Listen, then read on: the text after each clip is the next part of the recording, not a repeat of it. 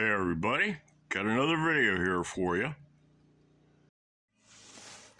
Just a quick update here, working on the X-17.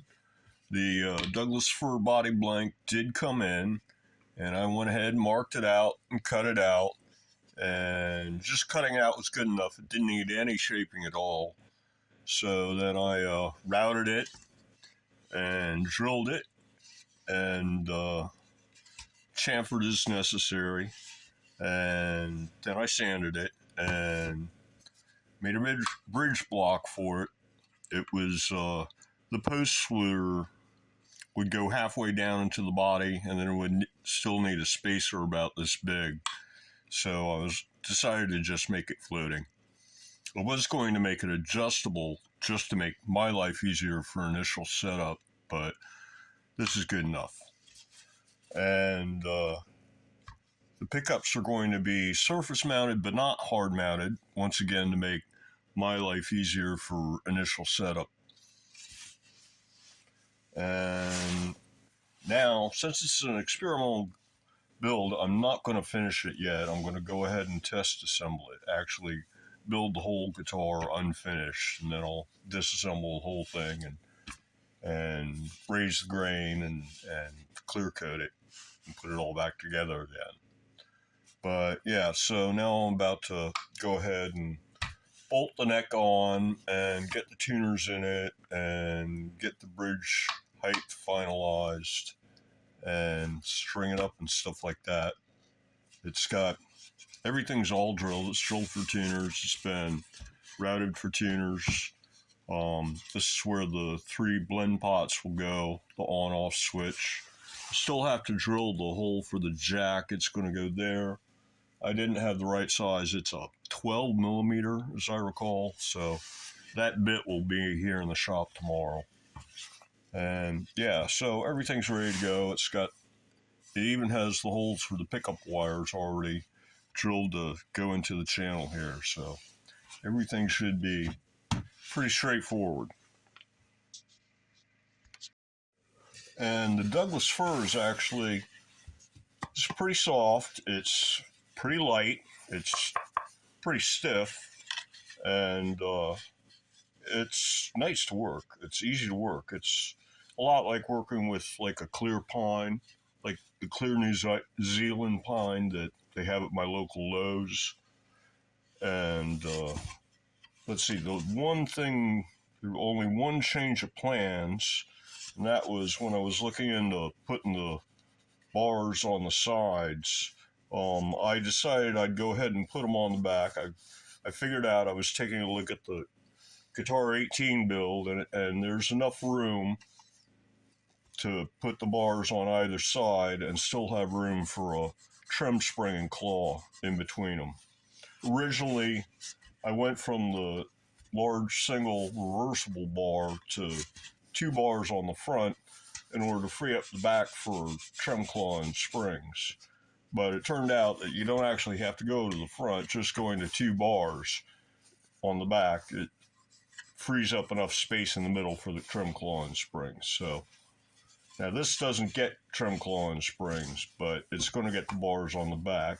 And then in order to control the tilt, you can mount the bar, instead of on the bottom of the extension, you can mount it on the front of the extension or on the back of the extension, and that'll move it forward or backward in relation to the body to get it to lean more or less. Because by the time you get the bar up here above the body, like up here, wish I had a bar. There you go, temporary bar. By the time you get the bar up here above the body, it's actually tilting back so far that it tends to slide off your lap. So this time it's going to be set up with the bars bolting on the back, the extensions on the back, and then this bar is going to be mounted on the front of the extension, so it'll be at the same level as the body, and it would be where it would be if it was mounted on the side of the guitar. And with the strap, as I recall, the strap was going to be mounted on the bottom of the extension, so it'll still be below the body, which puts it a little further away from the neck, so it's easier to see what you're doing.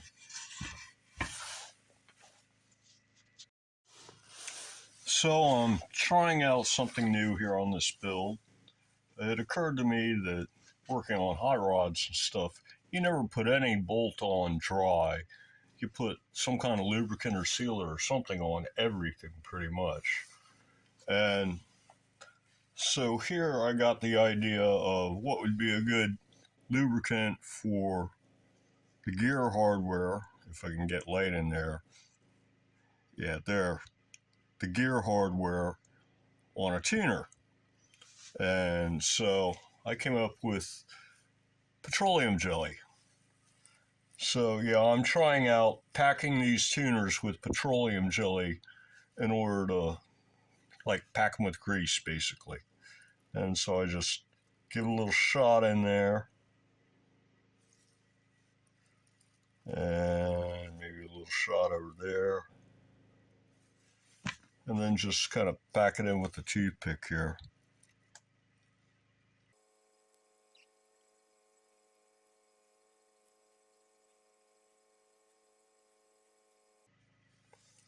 That kind of idea. So now it's all packed with petroleum jelly as lubricant, and then close it back up. These are the kind of locking tuners where the lock doesn't come all the way out. If you've got the other type where the lock comes all the way out, it'd be even easier to put this stuff in there. So then just close it back down again, and then turn it until the post does one full revolution. That way you're sure to run all of the gear on the post through all of the worm gear, and everything's been worked through thoroughly. So you just crank it. This takes about 40 or 50 turns actually. But what it does is it makes the thing run smoother. So you start twisting it, and after a few twists it starts getting easier to turn. And you just twist it around like that. And yeah, well, you don't need to see me twist this all the way, but you get the idea. So yeah, I'm trying that, and I'll find out. It seems to help with making them smoother and easier to turn. I'll find out if there's issues with leakage or mess or anything like that. So that's a new trick, perhaps. We'll see how it goes. Another possible use for the petroleum jelly is, instead of putting wax on wood screws before you screw them in, you can put the petroleum jelly on them. And this stuff can be kind of crumbly sometimes, but this is a little bit easier to deal with, especially for little tuner screws. Okay, I've got the first string on, and everything is looking really good. I got the neck on.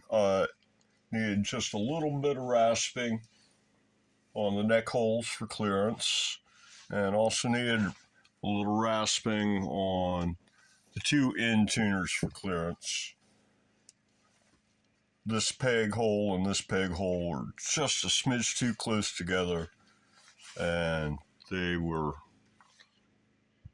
overlapping a little bit right there by about 1 millimeter. So other than, fixing up this tuner hole and this, and maybe a 0.5 millimeter on each of the neck holes, and everything's all together. I got bridge height pretty much correct on the first try out. Action's looking good. So yeah, let's see. It was testing out Douglas fir. It's lighter than pine. It's easier to work than pine. And it's great stuff. It's a little bit more expensive than pine, but not much probably. I actually haven't compared the prices yet. This was like I don't even remember. It was like 16, 17, 20 bucks, something like that.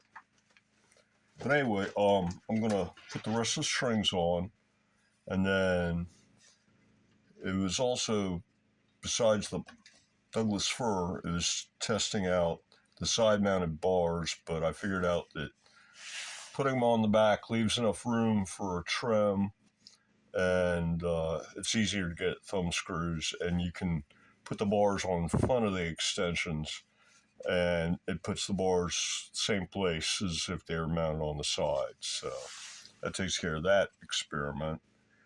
And then it's just a matter of whether having the bar at the same level as the body, like that,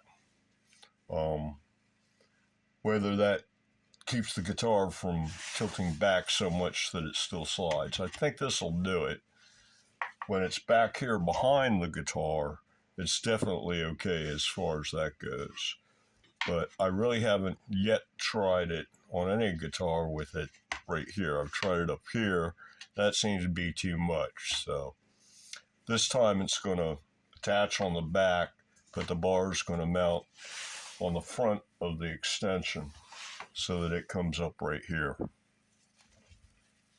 And then the third thing to try out is the triphonic pickup system. And there, I'm just going to slap some strings on, mount up the pickups, and then I can just like use alligator clips in order to hook it up right quick and test it out, see what it's like. Yeah, wiring up the pickups even just temporarily is going to be real easy because all it is you just put a 1 meg pot in line on the hot wire coming off of each of the 3 pickups, and then you bring all the hots together and all the grounds together and hook them up to the jack.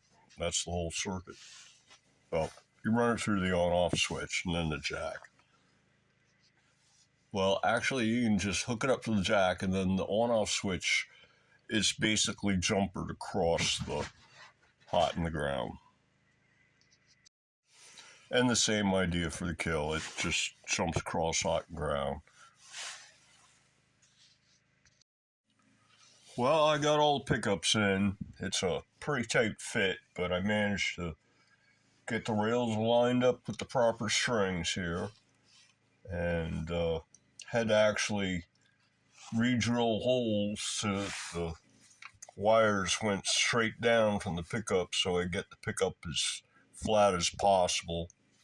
I was going to do screws and springs for surface mount, but the fit's so tight that there's no point in that, so I just put a little bit of shim there in order to clear these wires on either end, like these wires kind of thing.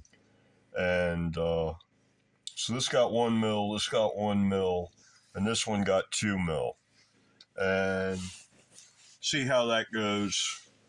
It's a start. So not only were the pickups a tight fit up and down, they're also a tight fit side to side. You actually can't get through them side to side, except maybe, no, I don't even think you do it right here at the bridge because of the fact that they're kind of a telly bridge kind of shape on the bottom bobbin. So yeah, this was as good as you could do. You get this guy under the base side, and you get this guy up the bridge going on, and then this one, you could only shove it this far back, just a couple millimeters before it started hitting the base pickup. So that's going to be it. But also, because I'm kind of shooting for a scoop kind of a sound, this is, at least it's, I wanted to put it right in the middle, but it wouldn't fit there, so it won't. It's going towards the bridge, which is going to give it a more trebly sound and less mud, basically, hopefully. And then And then also this one has 2 millishim and this one only has 1, which will get a little less mid-range output. And then you've got the 3 blends to work with. Okay, I got just the base one hooked up here with alligator clips, and I just wanted to see how much effect the blend knobs had, and they have a significant effect, I guess you would say.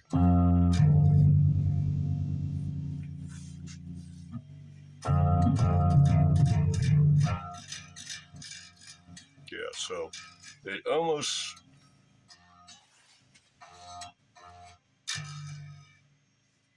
Now the amp is making just a little bit of sound still, so yeah, it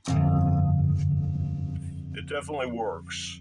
So now, yeah, I think that'll work, and that'll give me sufficient control over the overall voicing for the guitar. So it looks like this experiment's going to work. And then I've already got the legs bar situation under control. I can just mount the bar so that it's even with the body, or it's the same position as the back of the body, or the same position as if it were on the front of the body, and just by changing where I put it on the extension. So that'll take care of that. So yeah, and now I know what it's like working with Douglas fir, and now I know what it sounds like. And so yeah, I think the experimental parts of it are done enough in order to see I have a set of results. So I think at this point probably the thing to do is to start taking it all apart and putting it in the paint shop. I still have to make bars for it. Well, I think that's going to do it for this video. So until the next one, everybody have a good one.